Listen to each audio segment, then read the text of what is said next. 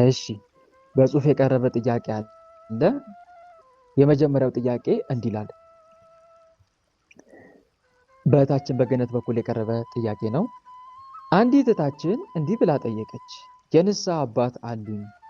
አሁን ግን ትዳር ልመሰረት ስለሆነ እጮኛዬ ግን የኔም ያንቺም አባት አንድ መሆን አለባቸው አለኝ። ወንድሜ ብቀይር ኃጢአት ይሆንብኛል ወይ? አይሆንም። በተለይ በትዳር ህይወት ውስጥ ስትሆኑ ነው።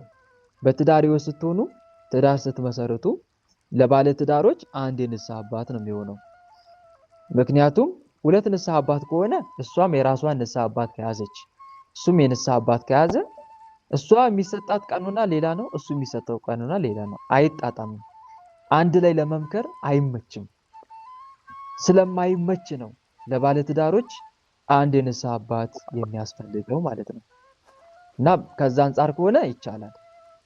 አንድ ንስሐ አባት በአንድነት የምትኖሩ ከሆነ ማለት ነው። ይሄን ነው የምመልሰው ምላሽ በዚህ ጥያቄ ላይ ማለት ነው። ሁለተኛው ጥያቄ እንዲህ ይላል። አንድ እህታችን እንዲህ ብላ ጠየቀች። መንፈስ ከዕለት ዕለት ይታሰርልኛል፣ ስራውን ግን አላቆምም። ወንድም የታሰረ መንፈስ ይዋሻል ወይስ እንዴት ነው የሚል ጥያቄ ነው። ይሄ ደግሞ መረዳት ያለብን አንድ ነገር አለ። መንፈስ የሚዋሽበት፣ የሚያታልልበት፣ የሚያጭበረብርበት ጊዜ ይኖራል ወይስ አይኖርም? ለምሳሌ አንደኛ በራሳችን ድካም የእግዚአብሔር መንፈስ ወይም የእግዚአብሔር ስምና ኃይል ማያስረው ሳይሆን እንደዛ ሳይሆን ቀርቶ ሲሆን እንደዛ ሳይሆን በምን ምክንያት ነው ከተባለ አንደኛ እኛ ጋር ጥርጣሬ ካለ፣ ለምሳሌ መንፈስ አይደለም እያልን ምንጠራጠር ወይም ደግሞ ለአጋንንቱ ክፍተት ምንሰጠው ከሆነ ከእምነት ማነስ ማለት ነው። ከእምነት ማነስ አንደኛ እኛ ጋር እምነት ጥርጣሬ ምናሳድር ከሆነ ምንጠራጠር ሲያጠራጥረ ምንጠራጠርለት ከሆነ የኛን አለማመን ተጠቅሞ ያ መንፈስ ያጭበረብራል ወይም ደግሞ ሳይታሰር ታሰርኩ ይላሉ። ሁለተኛ ደግሞ ተጋድሎ መንፈሳዊ ትጋት እጥረት ከሆነ ማንጋደል፣ ማንጾም፣ ማንጸልይ፣ ማንሰግድ ከሆነ ይሄም ቸሩ መድኃኔዓለም እንዲህ አይነቱ በምንና በምን ካልሆነ አይወጣም ብሏል። ንገሩኝ እስቲ። በጾምና በጸሎት ካልሆነ በቀር አይወጣም። በትክክል እና ምን ያስፈልገዋል ማለት ነው? ምን ያስፈልገዋል ብሎ እየነገረን ነው። ትጋት ያስፈልገዋል። ጸሎት፣ ስግደት ያስፈልገዋል። ሳትሰግድ፣ ሳትጸልይ፣ ሳትንበረከክ ህይወትን ከአምላክ ጋር ሳታቆራኝ አይወጣም ወይም ደግሞ አይታሰርም። የሚታሰር ከሆነ አይታሰርም፣ የሚሸኝ ከሆነ ደግሞ አይሸኝም። ያደፍጣል ተመልሶ ማለት ነው። እና እዚህ ጋር የምንማረው አንዴ ነው ስለ ሁለቱ። ወይ እምነት ከጎደለን ምንጠራጠር ከሆነ ወይ ደግሞ መንፈሳዊ ትጋት ማንተጋ ማንጋደል ከሆነ በእንደዚህ አይነት መንገድ ያ መንፈስ ያጭበረብራል። ከዚህ ባሻገርስ በተጨማሪስ ከተባለ ደግሞ ለምሳሌ ያ መንፈስ እለት እለት የሚታደስ ከሆነ ለምሳሌ መተት ከሆነ እለት እለት የሚታደስ ከሆነ ያ መንፈስ ሁለተኛው የመጣው መንፈስ ያንን መንፈስ ተክቶ ስራ ይሰራል። ይሄ መርሳት ያም ቢታሰር ያለው ራሱ ቢታሰር አሁን እኛ ሁለቱም ኖሮን ማለት ነው እምነቱም ኖሮን ማንጠራጠር ከሆነ ተጋድሎም ኖረን ምንሰግድ ምንጾም ምንጸልይ ከሆነ ያ ግን መንፈስ ታስሮ አሁንም ያ ነገር ስራ ካላቆመ እንዴት ሊሆን ይችላል ከተባለ መተት ከሆነ ይታደሳል። በየጊዜው ሊያድሱት ይችላሉ። ለምሳሌ ተስፋ ለማስቆረጥ አንዱ ከታሰረ ሌላ ደግሞ ይመጣና የታሰረው መንፈስ ቦታ ተክቶ ስራ ይሰራል። ያ መንፈስ ሲሰራ የነበረውን ይሄ መንፈስም ደግሞ አዲስ የመጣው ስራ ይሰራል ማለት ነው። በዚህ ምክንያት ሊሆን ይችላል። አንድ ዛር ከሆነ ደግሞ ለምሳሌ እኛ ጋር ያለው ዛር ታሰረ እንበል፣ ቤተሰብ ጋር ያለውስ ይመጣል አይመጣም? ንገሩኝ እስቲ። እኛ ጋር ያለው ከታሰረ ቤተሰብ ጋር ያለው ይመጣል አይመጣም? ካልታሰረ ተሰብስቦ ካልታሰረ ይመጣል እንበልና ጠቋር መንፈስ እናትንም ልጅንም ይዟል እንበል። በምሳሌ እናትንም ልጅንም ይዟል እንበል። ይሄ መንፈስ ልጅ ጋር ተጋለጠ እናም ታሰረ። ከእናት ካልተሰበሰበ ከእናት ያለው ጋር ሰራዊት ይመጣል አይመጣም? ወደ ልጅ ይመጣል። ከእናት ወደ ልጅ ይመጣል። ምክንያቱም ከእናት ጋር ያለው አልታሰረማ፣ አልተሰበሰበም። ያ መንፈስ ይመጣና ይፈታተናል ማለት ነው። አንድ መርሳት የሌለብን ነገር ነው። ዛር ከሆነ እንደዛ ነው። ከዛ ከእናት ያለውን ደግሞ ስትሰበስቢው ምናልባት ይሄ መንፈስ አሁንም አባት ጋር ሊኖር ይችላል፣ ወይም ደግሞ ከእናት አልፎ ማን ጋር ሊኖር ይችላል? የእናት እናት ምንድን ናት? አያት ጋር ሊኖር ይችላል ማለት ነው። ስለዚህ እናት ጋር ያለው ተሰብስቦ ቢታሰር ከአያት ደግሞ ይመጣል። በተለይ እናት ደግሞ ግብር ካላቆመች ያ መንፈስ ይታደሳል አይታደስም? ከእናት ቢሰበሰብ ራሱ ምን ይሆናል? ይታደሳል። እናት እየተለማመጠችው ነዋ። ጣቋራ ዳልሙት እያለች የተለማመጠችው ስለሆነ እንዴ ከተለማመጠችኝማ ይልና እሷ ጋር ጨምራል ማለት ነው። ያ መንፈስ ትስበዋለች፣ ይመጣል። ተገበረለታ፣ ተጠራ፣ ተመለካ፣ ተገበረ። እየተመለኩኝ ይላል እሱም። ስልጣን እየተሰጠኝ እንዴት ነው? በራሳቸው አትሂድብን እያሉኝ እንዴት ነው የሚሄደው ይላል እኮ። በዚህ አማካኝነት ማለት ነው። እና በዚህ ሁሉ ዳይሬክሽን ነው ማየት ያለብን ማለት ነው። ከኛ ድክመት ነው? ከኛ እምነት ማነስ ነው? ወይስ እኛ አንተ ጋም አንሰግድም አንጸልይም? ወይስ እንዴት ነው? ይህን ሁሉ ማየት መቻል አለብን። ወይስ ከቤተሰብ ጋር ያለው አልተሰበሰበም? ወይስ እየታደሰ ነው? ከዛ በኋላ ነው ጀጅ የምናደርገው የምንደመድመው ማለት ነው። እና ይሄን ሁሉ ማየት አለብሽ የታለምዬ። እየታደሰ ከሆነ ለሚታደስ መፍትሄው ምንድነው ከተባለ አንደኛ አምልኮን ማጠናከር ነው። መንፈሳዊ የአምልኮ ህይወትን ማጠናከር፣ ጸሎቱን ስግደቱን ማለት ነው። ቅዱስ ቁርባን የምትቀበልም ከሆነ ቅዱስ ቁርባኑን ማጠናከር ነው። ያው ሲቀጥል ደግሞ ያ የእድሳት መንፈስ እግዚአብሔር አምላክ እንዲያቆምልን ሱባኤ መግባት፣ በሱባኤ እድሳት መንፈሱን ማስቆም፣ እግዚአብሔር አምላክን ጠይቆ ተማጽኖ እድሳት መንፈሱን አስቁምልኝ ብሎ ያንን ማድረግ ያስፈልጋል። ዛር ከሆነ ደግሞ በቤተሰብ በኩል ያሉት መናፍስት ሰብስቦ አንድ ማሸኘት፣ ቤተሰብን ከባዕድ አምልኮ ማስወጣት፣ አንድ ማስወጣት፣ እንዲወጡ ማድረግ። አልወጣም ወይም አንመለስ የሚል ከሆነ ቤተሰብ ደግሞ እግዚአብሔር አምላክን ሱባኤ ገብቶ መጠየቅ፣ ጌታ ሆይ ቤተሰቦችን ወደ መንፈሳዊ አምልኮ ህይወት አምጣልኝ፣ ከቤተሰብ እየመጣ ወደ እኔ ደግሞ የሚዋጋኝ መንፈስ ወደ እኔ እንዳይመጣ እባክን አግድልኝ። ምንም አይነት መንፈስ ከቤተሰብ ተነስቶ እኔን ጋር መጥቶ እንዳይፈታተነኝ እባክን ያዝልኝ፣ እንዳይመጣ አድርግ። ቤተሰብ ጋር ያለ መንፈስ እኔ ጋር መጥቶ እንዳይፈታተነኝ አግድልኝ ካልነው ያግዳል መድኃኒዓለም። ካሁን በኋላ እንዳትመጡ ወደሷ ከቤተሰብ የተነሳችሁ እንዳትመጡ ካለ አይመጡ መናፍስቶች። እዛው ቤተሰብ ጋር ሆነው ቤተሰብን ይፈታተናሉ እንጂ እኛ ጋር መጥተው አይፈታተኑም ማለት ነው። ይሄ ግን ከእግዚአብሔር ዘንድ እንዲህ አይነት ነገር ምላሽ እስከምናገኝ ድረስ ግን መጽናት አለብን። በአንደኛው ሱባኤ ባይሳካ ሁለተኛ ሱባኤ ገብተን መጠየቅ እስኪሰማን ድረስ ይሄንን ማድረግ ያስፈልጋል ማለት ነው። ይሄን ይመስላል እታለም። ሁለተኛ ጥያቄ ጠየቅሽኝ። ወደ ሶስተኛው ጥያቄ ልለፍ። አንድ እህታችን እንዲህ ብላ ጠየቀች። ለትዳር የሚጠይቁኝን ወንዶች በምክንያት አረቃቸዋለሁ፣ አቃቂርም አወጣለሁ። ፍላጎቴ ምን እንደሆነ ለሰው አልናገርም። ሰዎችን ማስቀየም ስለማልፈልግ በራሳቸው ጊዜ ይሄዱ ብዬ ስለምፈልግ ስልክ ሲደውሉ አይቼ እንደማላየው ሆኜ አልፋለሁ። ያስጠሉኛል። ይሄ ከምን አንጻር ነው የሚል ጥያቄ ነው። ይሄ እኮ ታለምዬ ምንም እንኳን ባታስቀይሚያቸውም እያራቅሻቸው እኮ ነው። ባታስቀይም ሰዎችን ማስቀየም ስለማልፈልግ አዘለም አቀፈም ምንድነው ይባላል? ንገሩኝ እስቲ። አዘለም አቀፈም ያው ተሸከመን አይደለም? ልክ እንደዛ ማለት ነው። አናግረሻቸውም አባረርሻቸው፣ ሳታናግሪ ዞሮ ዞሮ አለማናገር ራሱ ሰው ማባረር ነው፣ ማስቀየምም ነው። አንዳንዴ ሰው ቴክስት ሳትመልሱለት ስትቀሩ አይናደድም? ሳይመልስላችሁ ሲቀር ሰው አትናደዱም? ወንድሞች ምንድነው? ለምን እያየ ዝም አለኝ፣ ለምን እያየ ዝም አለችኝ አትሉ ነው ወይስ አትናደዱ?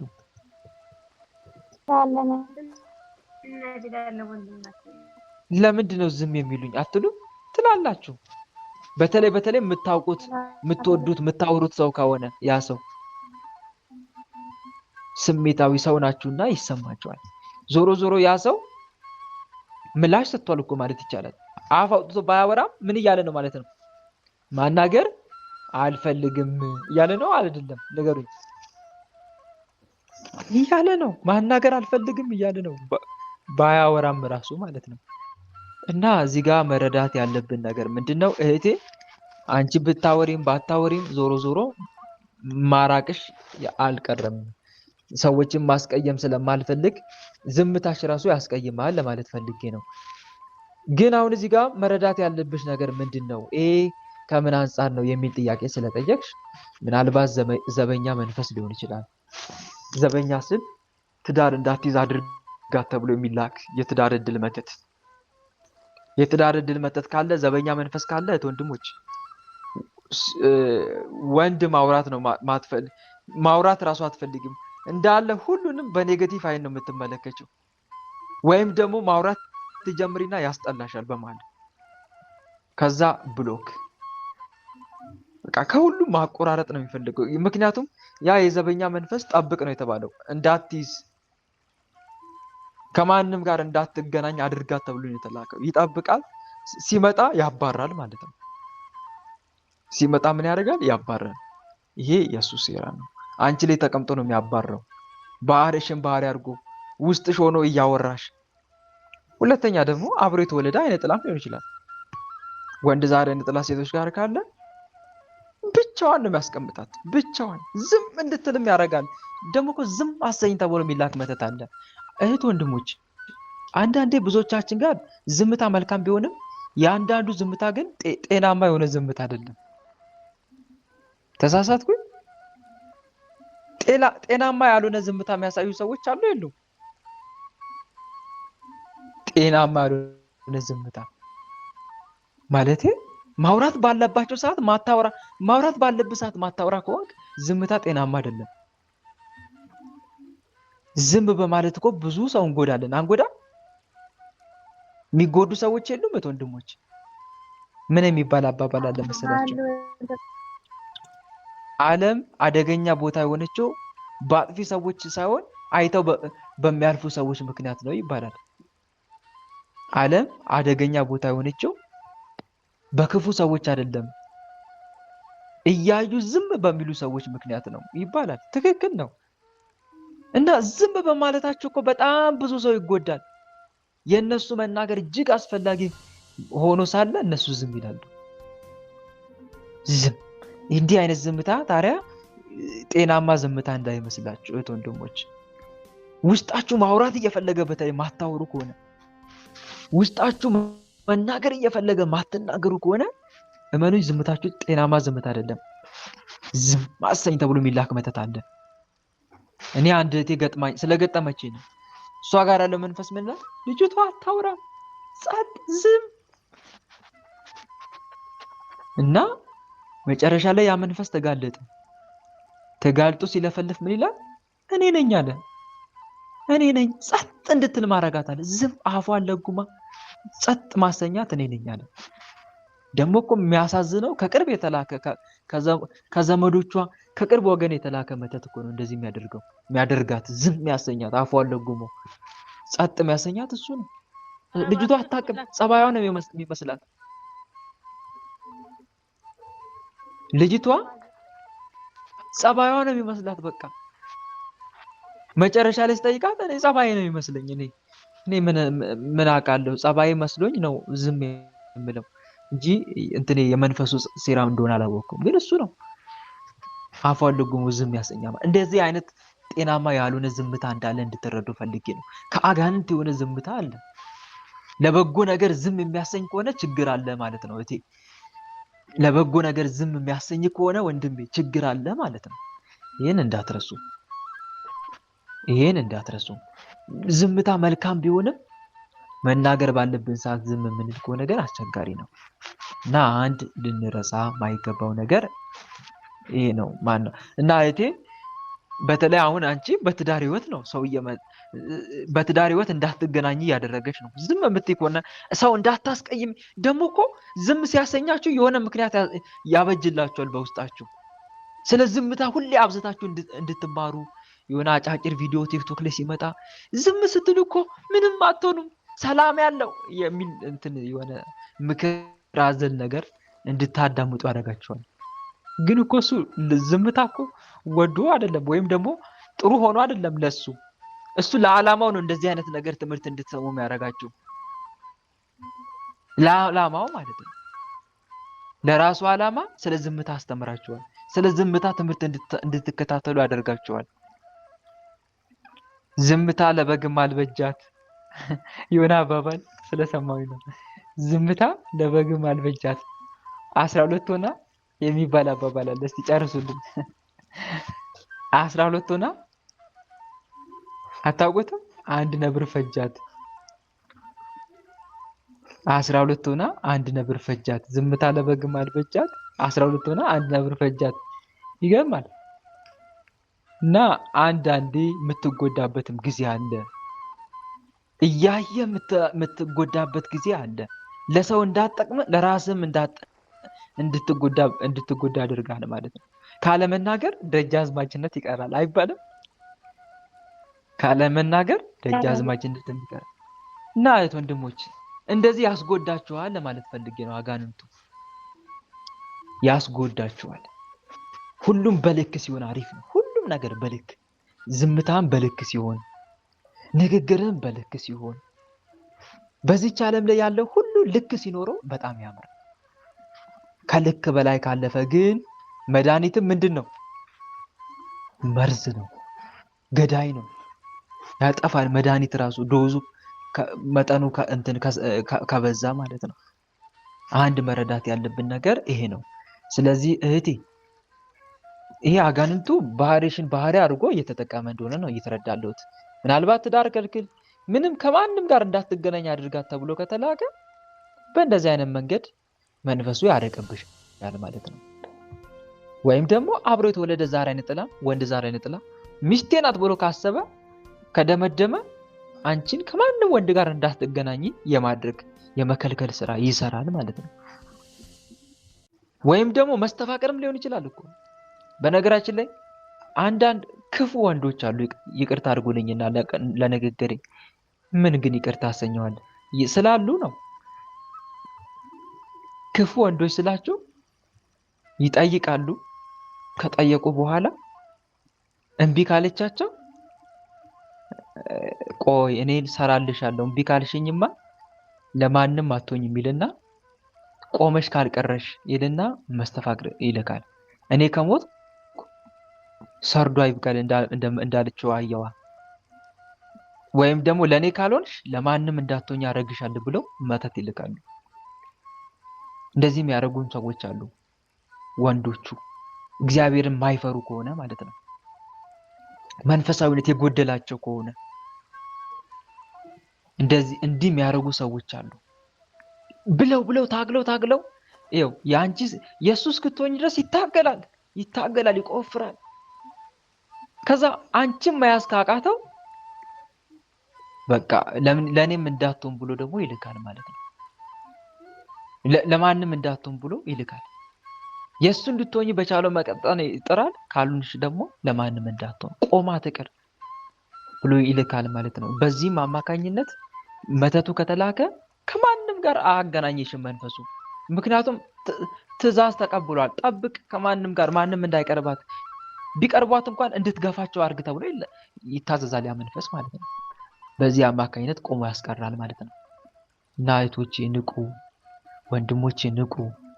በተለይ በትዳር ዙሪያ ላይ ሱባኤ ግቡ። አንድ እኔ መመክራችሁ እሱ ነው፣ ሱባኤ መግባት። ሁለተኛው መፍትሄ ምንድን ነው ከተባለ ለትዳር እኛ ጋር ያለ ባህሪ ጥሩ ያልሆነ ባህሪ ካለ እናስተካክል። መንፈሱን እየተቃወምን እንዲህ የምታደርገኝ መንፈስ በመድኃኔዓለም ስም ስራን አቁም እያልን እየቀጣ ነው ደግሞ ባህሪያችንን ለመግራት መታገል አለብን። ባህሪ እኮ ይገራል፣ ይስተካከላል እኮ። አሁን ለምሳሌ አንድ ሰው ዝም የሚያሰኘው አጋንንት ከሆነ ያ ሰውዬ ዝምታውን ማስተካከል ይችላል አይችልም? ከዛ በኋላ ነገሩኝ። ይችላል አይችልም? ዝም እያሰኘው አጋንንት መሆኑ ካወቀ። ለምሳሌ ሙሴ ጸልይ ምን ተመልከቱት። ቅድም ስንክሳሉ ስንማር የነበረው እግሩን ያስነከሰው አጋንንት እንደሆነ አወቀ። ስለዚህ ህመሙን መቋቋም ቻለ አልቻለም? የአጋንንት መሆኑን ሲረዳ ችሏል አይደለም? ልክ እንደዛ ማለት ነው። አንዳንዱ እኮ አጋንንት እንዲህ ያደረገው እንደሆነ አጋንንት እንደሆነ እያወቀ የሚሰንፍ ሰው እኮ አለ። እንዲያንቀላፋ እያደረገው ያለው አጋንንት እንደሆነ እያወቀ ይውጣለት ብሎ እኮ የሚተኛ አለ። ይውጣለት ብሎ በስንፍና ላይ ስንፍና የሚጨምር ሰው እኮ አለ። እያደከመው ያለው አጋንንት እንደሆነ እያወቀ የራሱን ድክመትም ደግሞ ለአጋንንቱ የሚጨምር እኮ ሰው አለ። ይገርማቸዋል። ከገሙ ላይ ቀር ቀርነት ነው እንደሚባል አባባል ወይም ደግሞ ከሞቱ ላይ ቀር እንደዛ የሚባል አባባል አለ አይደለም? ልክ እንደዛ። ይሄ ትክክል አይደለም። ወንድሞች አጋንንት መሆንን ባወክበት ቅጽበት የመቃወም ስራ መስራት አለብክ። እዛው ትተኛለህ። አጋንንት መሆኑን እያወቅ የሚያዘሙትሽ አጋንንት መሆኑን ካዋሽ ከዝሙት ለመውጣት መታገል አለብሽ።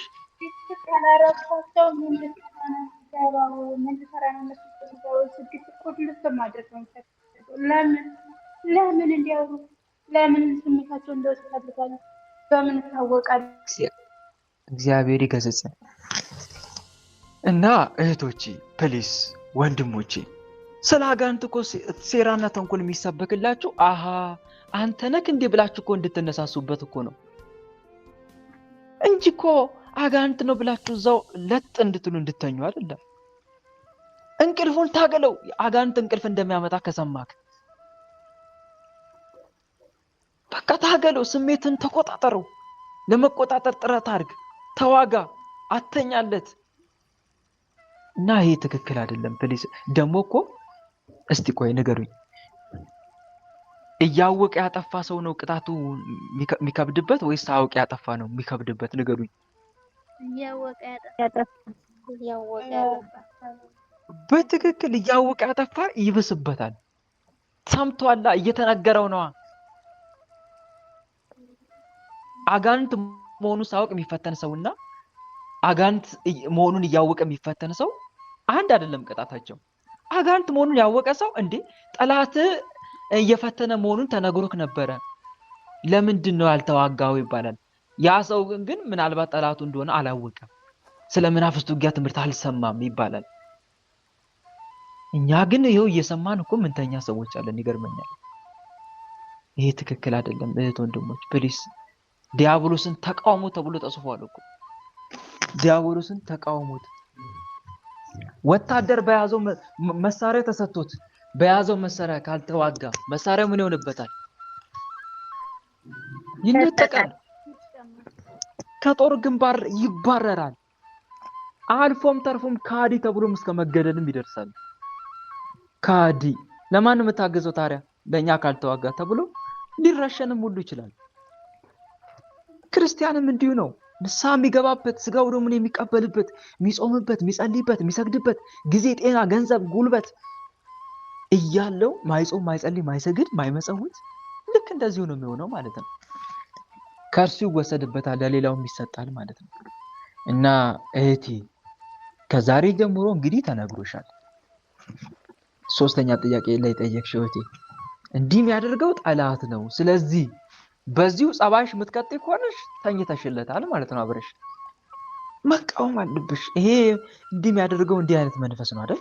ወይ እኔ ጋር ተልኳል፣ ወይ ትዳሯን እድል ዝጋባት ተብሎ ተልኮ ያ መንፈስ መንገድ እየዘጋብኝ ነው ባህሪን ባህሪ አድርጎ፣ ወይ ደግሞ አብሮ የተወለደ ወንድ ዛር አይነት ጥላ ይኖራል ማለት ነው። በቃ እንደዚህ አይነት ነገር ሊኖር ስለሚችል እኔ ይህን ጸባዬ ማስተካከል አለብኝ። እሺ ሌላስ? ፈጣሪ መማጸን አለብኝ። ሌላስ? መስገድ አለብኝ፣ መጾም መጸለይ አለብኝ። ይህን ጠላት ለማሸነፍ እንደዚህ ብለሽ መነሳሳት አለብሽ ለማለት ፈልጌ ነው። ይሄን ይመስላል። እስቲ ወደ አራተኛው ጥያቄ እንለፍ። አራተኛው ጥያቄ እንዲህ ይላል። አንድ ወንድማችን እንዲህ ብሎ ጠየቀ። ሴቶች በጣም ነው የሚወዱኝ፣ ሴቶች በጣም ይወዱኛል። እሺ እኔም ውስጤ ትዳር ከመመስረት ይልቅ ከሁሉም ሴት ጋር መተኛት ያምረኛል። ትዳር ከመመስረት ይልቅ ከሁሉም ሴት ጋር መተኛት ያምረኛል። ፍቅር የሚባለው ነገር አያውቀኝም። ምክንያቱም ሴቶችን በቀላሉ ስለማገኝ ለዚህ ነው ወንድሜ ያለሁት ከኃጢአት ማዕበል ውስጥ ነኝ። እንዴት ልውጣ ወንድሜ? ምክር ለገሰኝ የሚል ጥያቄ ነው ወንድም አለምዬ ምንም ጥያቄ የለውም። ይሄ ቡዳ ዛር ነው። ከአንተ እየተነሳ አንደኛ አንተ የምታያቸውን ሴቶች እሱ አብሮ ያያል፣ አንተ ላይ ተቀምጦ ማለት ነው። የምታየውን ያያል እሱም አብሮ። ከዛ የተመኛትን ሴት እጅ ላይ ይጥልልሃል ከአንተ ተነስቶ። ከዛ እሷ ላይ ይገባል፣ እሷም አንተን ታያለች፣ ትወድሃለች ማለት ነው። ከዛ በቀላሉ ትማረክላለች። በቀላሉ እንድትወድቅልህ የሚያደርገው ግን ይሄ አጅሬ ነው፣ ቡዳው ነው። ቡዳ ዛር ያለባቸው ወንዶች በነገራችን ላይ ዓለማዊ መንፈሳዊ ህይወት የሌላቸው ግን ዓለማዊ ህይወት ውስጥ ያሉ ወንዶች በምላሳቸው ጠብ ነው የሚያደርጉት ሴቶችን። በምላሳቸው በኮንዲሽናቸው፣ በመልካቸው፣ በአነጋገራቸው ወዲያው ነው የሚጥሉት። አበድኩልክ፣ ወደድኩክ፣ ከአንተ መለየት አልፈልግም፣ እንዲህ አይነት ስሜት ያሳያሉ። ይህን ስላችሁ ግን ዓለማዊ ህይወት ውስጥ ያሉ በዓለማዊ ህይወት ውስጥ የተዘፈቁ ሰዎች እንደዚህ ያደርጋሉ ብዙም ጊዜ ማለት ነው። የታሪያም እንዲህ የሚያደርገው ማን ነው? ቡዳ ዛር መንፈስ ነው። ቡዳ ዛር ወንዱ ሴቷን በሚመለከትበት ቅጽበት ይመለከታታል። ከዛ አንደበቱ ላይ ይቀመጥና ቆንጂት እንዴት ነው ካላት መንፈሱ አንደበቱ ላይ ተቀምጦ ነው የሚመልሰው። የሱን ንግግር መንፈሱ የሱን ንግግር ላይ አብሮ ይሆንና ሴቷን በንግግሩ እሷ ምላሽ ከሰጠችው በንግግሩ ይገባል ወደ እሷ ማለት ነው። ከዛ በኋላ የሱ ባሪያ ሆና ትቀራለች። አልፈልግሽም ሲላት ወይኔ እንደው ምን አረኩክ እሺ ይቅር በለኝ ትንበረከከለታለች ማለት ነው። እንደዚህ የሚያሳዝኑ በጣም ብዙ እህቶች አሉ። ምን አረኩክ በጣም ያሳዝናል። በነገራችን ላይ ይሄ እንዲህ የሚያደርገው ማን ነው? ቡዳ ዛር መንፈስ ነው ማለት ነው። ግን ይሄ መንፈስ ይገርማቸዋል፣ ወንዶችን እስኪያመነዝሩ ድረስ ነው አብሮዋቸው ከነሱ ጋር የሚሰለፈው። እስኪያመነዝሩ አብረው በአጭሩ ግብሩን እስኪያገኝ ድረስ ቡዳ ዛሩ ከሴቶቹ ግብር ነው የሚፈልገው። እንዴት አብረው እንዲተኙ ታዲያ አብረው እስኪተኙ ድረስ በንግግሩ እንዴት አድርጎ እንደሚጠልፋቸው አገባሻለሁ ፕሮሚስ ይገባላቸው። በቃ ወልደን ከብደን ይገርመኛል እኮ ንግግራቸው። እኔ እንጃ ያንን ንግግር አይተው የማይማረኩ ሰዎች የሉም ብዬ ነው የማስበው። በተለይ ሴቶቹ በተለይ መንፈሳዊነት ላይ ካልጠነከሩ ወልደን ከብደን እንኖራለን፣ በቃ በተስፋ ደስ ብሎን እንኖራለን። በቃ ቃል ይገባላታል። በቃ እሷን እንደሚንከባከባት እንደ እንቁላል እንደሚንከባከባት እንደሚያት አድርጎ በሊናዋ ላይ ስላታል። ከዛ እሷ ምን አይነት የተባረከ የትዳር አጋር አገኘው ይገርማል ትልና ሰፍ ብላ ትገባለታለች እጁ ላይ ማለት ነው። ከዛ በኋላ እሱ ምን ይላታል? በጣም እስክትወርቅለት ድረስ በቃ የሚጠይቃትን ሁሉ እሺ እስከምትለው ድረስ በፍቅሩ ይማርካታል፣ ወይም ደግሞ ቡዳ ዛሩ ይዋሃዳታል ልጅቷን።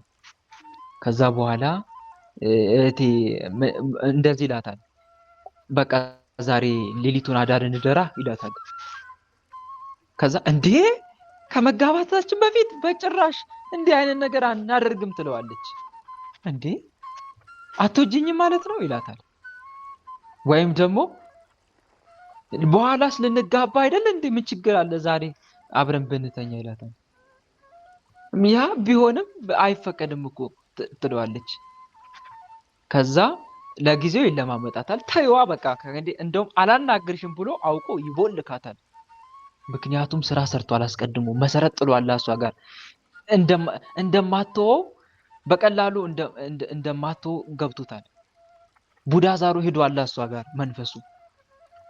አሁን ተይው በቃ ይልና ይቦልካታል። ከዛ እሷ በቃ ሌሊቱ ሙሉ ትጨነቃለች። ምን ይሻለኛል ትላለች። እንዳትወው ቡዳ ዛሩ ያሳስባታል። ማንን? እሱን ያሰኛታል በሊናዋ። በቃ ስተኛም እሱ ነው የምታየው፣ ስትበላም እሱ ነው የምታየው፣ ስትጠጣም በቃ ተውኩት በቃ የመጣ ይምጣ በቃ ከሱ ጋር ልተኛ ብላ እስክትወስን ድረስ ያ ከነክናታል በሐሳብ።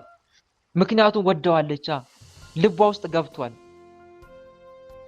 ከዛ በኋላ በቃ መልሳ እሷ ትለማመጠዋለች። በቃ እሺ ተስማምቼዋለሁ ትላለች። ከዛ እሱ አብሮ ይተኛል ማለት ነው። የልቡን ያደርሳል። አጋንንቱ ግብሩን አገኘ አላገኘም? መልሱልኝ እስቲ። አገኘ አላገኘም? አገኘ። ከዛ በኋላ ልጅቷ በቃ ባሌ ነው ብላ ነው እሷ የምታስበው። እሱ ደግሞ ይቀየርባታል ማለት ነው። ደግሞ እንዲህ ጠላት ያደርጋል። የቡዳ ዛሩ እኮ ይገርመኛል። ወንድ ልጅ ከተገናኛት በኋላ በቃ የሚያስጠላ ስሜት ይፈጠርባታል። እሷን ምን የነካው እንጨት ነው የሚባለው? ይቅርታ እንደዚህ ብዬ አልናገርም፣ ግን ታውቁታላችሁ አባባሉ። እንደዛ አድርጎ ትታየዋለች። በቃ ቆሻሻ መስላ ነው የምትታየው። ያኔ አበባ መስላ ስትታየው የነበረችው አሁን ደግሞ ቆሻሻ መስላ ትታየዋለች። ንግግሯ ያስጠላዋል፣ ያስጠላዋል። በቃ እንዲከረፋው እንዲያስጠላው ያደርገዋል። ወዶ እኮ አይደለም በነገራችን ላይ እሱም መጀመሪያ እሱም ፍቅሩ ነበረው። አሁን ግን ያንን ሁሉ ፍቅሩን ከልቡ ላይ ምን ያደርግበታል? ቡዳ ዛሩ ይደልትበታል እንዳለ። እንዴ ያኔ ለሱ ያለኝ ፍቅር የት ገባ ብሎ ለራሱ እንኳን ግራ ይጋባል። ያኔ ፍጥብስ ስልላት የነበረው አሁን ፍቅሬ የት ገባ ይላል። አስጠላሽም፣ በቃ አልፈልግሽም ይላታል። ሁለተኛ እንዳትደውይ ይላታል። እሷ ደግሞ ስልኳን አንስታ እያነሳች ስቅስቅ ብላ ታለቅሳለች። በጣም ነው የምታሳዝነው። እንደዚህ እየተጎዱ ብዙ እህቶች አሉ፣ በጣም ብዙ። ከዛ በኋላ እነኚህ ሴቶች ምን እንደምታውቃላችሁ?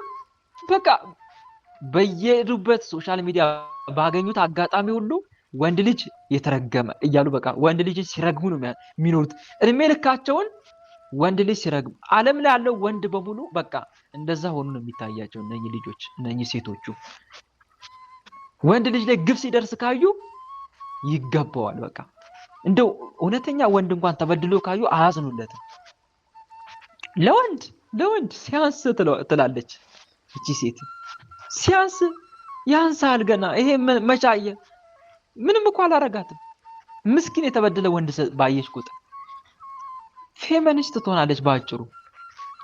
አሁን ሴቶች አላያቸውም? ፌሚኒስቶች እንዴት አድርገው ለወንድ ምን አይነት ጥላቻ እንደሚያሳዩ እንደዛ አይነት አድርጎ ያስቀምጣል። ታዲያ አጋንንቱ በአንድ ድንጋይ ሁለት ወፍ መታ የሚባለው ይሄ ነው። በቃ ትልቅ ስራ ሰራ አጋንንቱ። እሷንም ትዳር ጠል ወንድ ጠል አድርጎ አስቀምጣት። ታዲያ ይሄ ቡዳ ዛር አሁንም እኮ አያርፍም። ይሄ ቡዳ ዛር መንፈስ አጋንንቱ ወንዱ ላይ ያለው አሁንም ሌላ ሴት ያሳየዋል። ደግሞ ግብር ነው የሚፈልገው እሱ። በቃ እንዲህ ያደረገ ዓለሙን እስከ ህይወቱ ፍጻሜ ድረስ ዓለሙን እየበከለ እንዲኖር ነው የሚያደርገው። በቃ ሴት የተባለች በሙሉ ለትዳር የምትሆን ሴት እንዳትገኝ አድርጎ እየበከለ ልክ እየለከፈ ያስቀምጣል። እንዲህ አድርጎ ብዙዎችን ያስቀራቸዋል። ከትዳር ውጭ አድርጎ ያስቀምጣቸዋል ማለት ነው። ይሄ በቃ የቡዳ ዛር ህልሙ ይሄ ነው። በቃ ታዲያ ቡዳ ዛሩ ሁለት ስራ እየሰራ ነው። አንደኛ ሰዎችን ከትዳር ውጭ እያደረገ ነው። ሁለተኛ ደግሞ የእሱን ዘሮች እያበዛ ነው። የሚወለደው ልጅ የማን ልጅ ነው የሚሆነው? ቡዳ ዛር ዘሩን እኮ እያበዛ ነው። አጋንንቱ ዘሩን እያበዛ ነው። ያቺ ሴት አሁን ትወልዳለች አይደል? ስትወልደው አባቱ ማን ነው? በቡዳ ዛር የተያዘ መንፈስ ነው አይደል? በቃ ልጁን አበዛ ማለት ነው። ያም ልጅ ልክ የአባቱን ግብር ይከተላል አብሮ ካደገ በኋላ። ምክንያቱም ቡዳ ዛር አለ አብሮ። እንዲህ ነው የሚያደርገው። አሁን ተረዳኸኝ አይደል ወንድም አለም? ይህን ጥያቄ ምናልባት የጠየቀው እየሰማኝ ከሆነ እና ያ መንፈስ አላማው ይሄ ነው በቃ።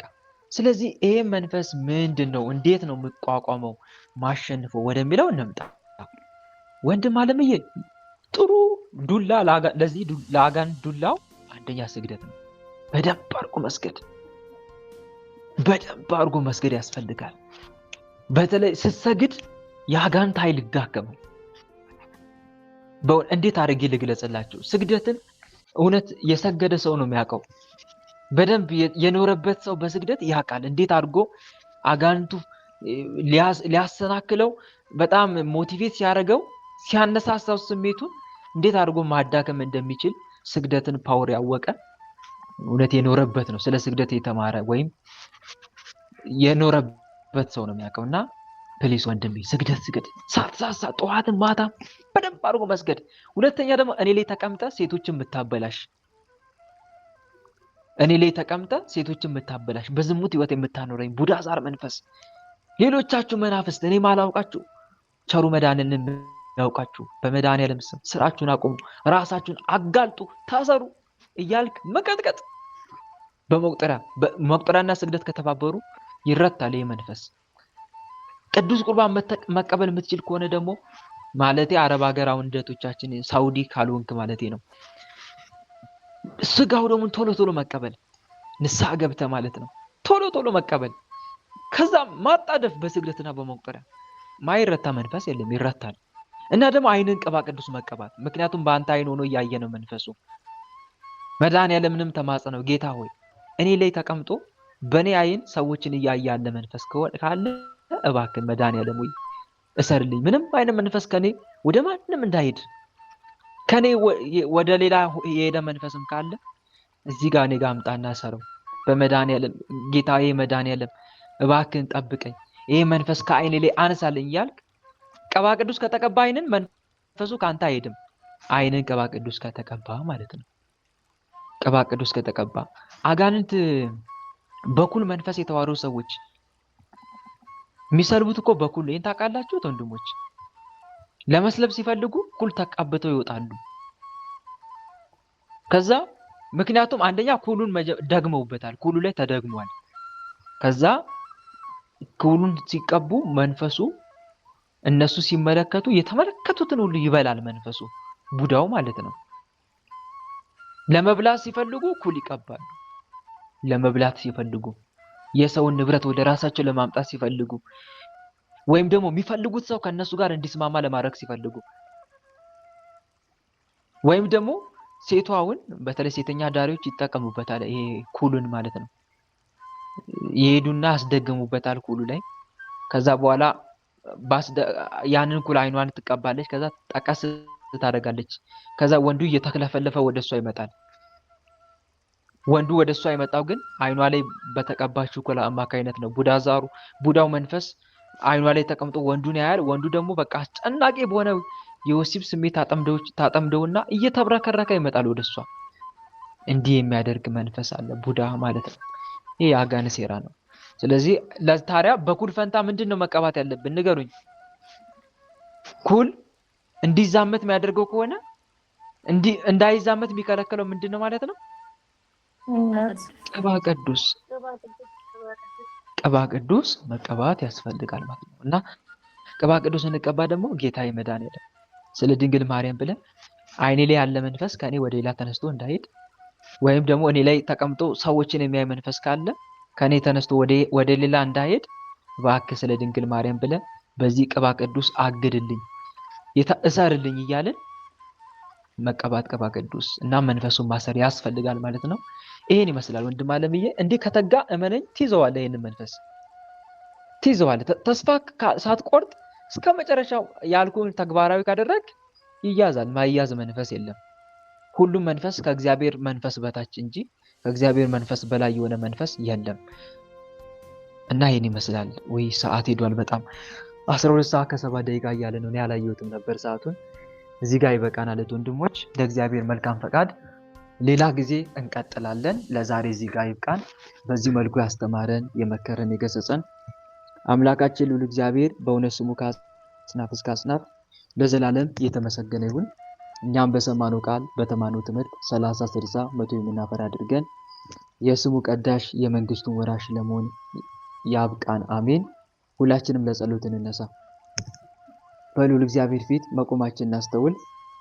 መላ ሰውነታችንን በትምህርተ መስቀል 3 ጊዜ እናማትብ። በስመ አብ ወወልድ ወመንፈስ ቅዱስ አሐዱ አምላክ አሜን። በስመ አብ ወወልድ ወመንፈስ ቅዱስ አሐዱ አምላክ አሜን። በስመ አብ ወወልድ ወመንፈስ ቅዱስ አሐዱ አምላክ። ቅዱስ እግዚአብሔር፣ ቅዱስ ኃያል፣ ቅዱስ ሕያው፣ ቅዱስ ኤልሻዳይ፣ ቅዱስ አዶናይ፣ ቅዱስ ጸባኦት፣ ቅዱስ ያህዌ፣ ቅዱስ ኢየሱስ፣ ቅዱስ ክርስቶስ፣ ቅዱስ አማኑኤል፣ አቤቱ ሰማይና ምድርን የፈጠርክ ጌታ፣ የሚታየውን የማይታየውን ዓለም የመሰረት ቅድመ ዓለም የነበርክ አሁንም ያለ ዓለምንም አሳልፈ የምትኖር የዓለም አዳኝ የዓለም መድኃኒት መድኃኔዓለም ኢየሱስ ክርስቶስ ሆይ እንደ ኃጢአታችን እንደ በደላችን ብዛት ሳትመለከተን እንደ ምሕረትህ እንደ ቸርነት ብዛት ተመልክተን መርሐ ግብራችንን በሰላም አስጀምረ በሰላም ያስፈጸምከን አምላክ ሆይ በዛሬቱ ቀንም ተሰባስበን ይህንን መንፈሳዊ ትምህርት ለመማማር ያበቃን ስለ ድንግል ማርያም ብለህ አምላክ ሆይ ልዑል እግዚአብሔር ሆይ በዛሬቱ ቀን የተማርነውን ትምህርት በልቦናችን ጽላት ላይ ጻፍልን። ልባችንም ለጽድቅ ስራ አነሳሳልን። ወደ ቀናውና ወደ ምሕረት ጎዳና ምራን። አምላክ ሆይ ቀኑን ባርክ ቀድሰ ሰላም አውለህ ለዚህ ሰዓት ያደረስከን እናመሰግንሃለን።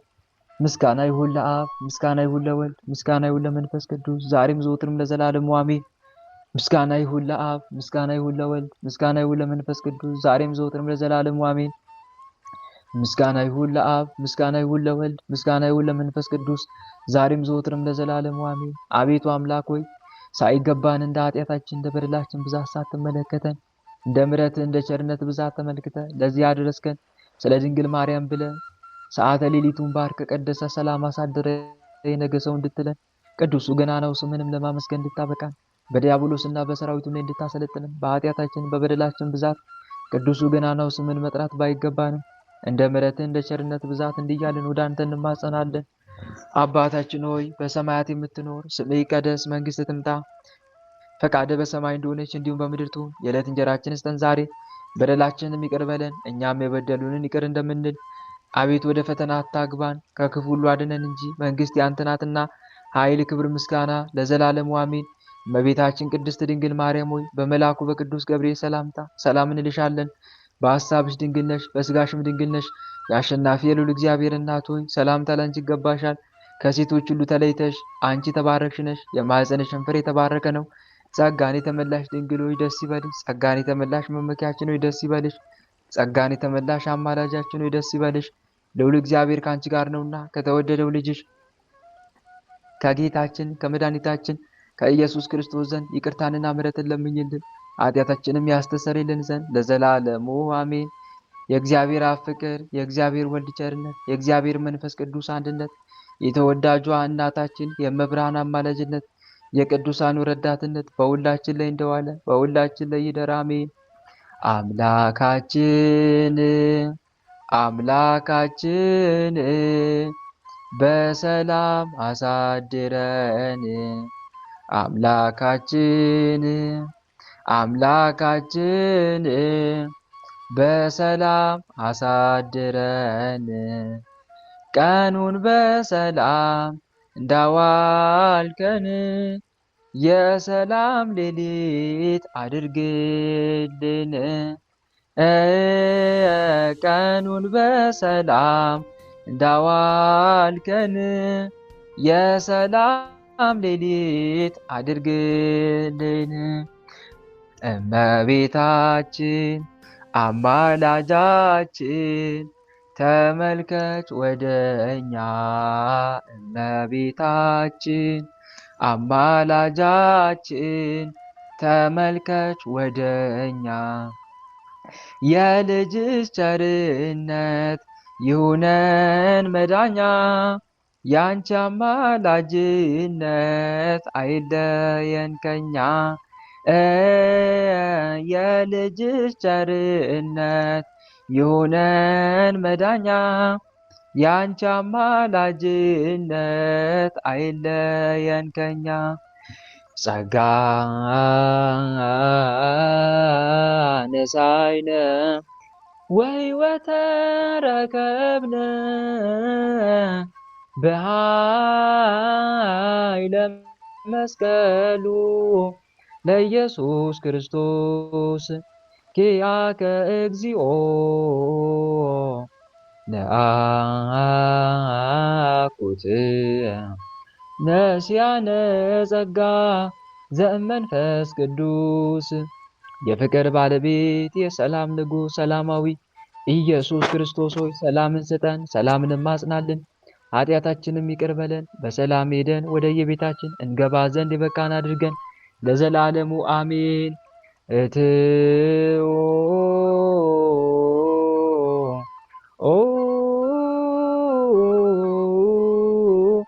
በሰላም